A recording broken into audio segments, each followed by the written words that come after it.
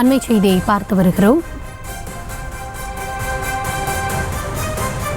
திருவள்ளூர் மாவட்டம் பள்ளிப்பட்டு அருகே அமலாக்கத்துறையால் 4 இளைஞர்கள் கைது செய்யப்பட்டிருக்கிறார்கள். வங்கிக் கணக்கில் பல கோடி ரூபாய் பண பரிவர்த்தனை தொடர்பாக தொடர்ந்து விசாரணை நடைபெற்று வந்த நிலையில் விசாரணை முடிவில் இளைஞர்கள் 4 பேரை கைது செய்த அமலாக்கத்துறை அதிகாரிகள் அவர்களை பெங்களூரு அழைத்து சென்றிருக்கிறார்கள். இதனால் அங்கு ஒரு பரபரப்பான சூழல் நிலவி வருகிறது. வேலையில்லாத இளைஞர்களின் வங்கிக் கணக்கில் கோடிக்கணக்கில் பண பரிவர்த்தனை நடைபெற்றதை தொடர்ந்து விசாரணை மேற்கொள்ளப்பட்டது.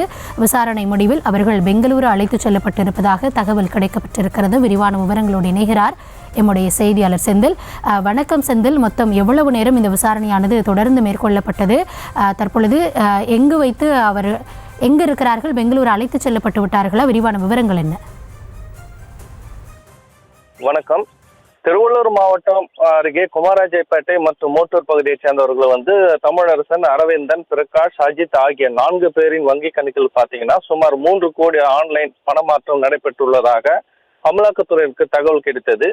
இதனை அடுத்து அமலாக்கத்துறையினர் 20க்கும் மேற்பட்டோர் 5 வாகனங்களில் நேற்று காலை வாலிபர்கள் வீடுகளுக்கு சென்றனர். மத்திய பாதுகாப்பு படை வீரர்கள் பாதுகாப்புடன் சோதனையில் ஈடுபட்டனர். வாலிபர்கள் 3 பேரின் வீடுகளில் தனித்தனி குழுக்களாக சோதனை நடைபெற்றது.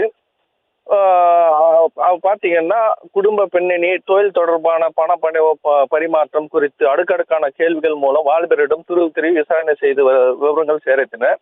10 மணி நேரம் விசாரணையில் பிறகு மாலை 6 மணி அளவில் வாலிபர்கள் 3 பேரை பள்ளிப்பட்டு காவல் நிலையத்திற்கு அழைத்து சென்றனர் அமலாக்கத்துறையினர். அங்கு தனி அறையில் வைத்து தொடர்ந்து அதிகாலை 3 மணி வரை விசாரணையில் ஈடுபட்டு பின்னர் தமிழரசன், அரவிந்தன், பிரகாஷ், தம்பி அஜித் உள்ளிட்ட 4 பேரை அமலாக்கத்துறை அதிகாரிகள் பெங்களூர் அழைத்து சென்றனர். இதனால் பள்ளிப்பட்டு அருகே பரபரப்பு ஏற்பட்டது.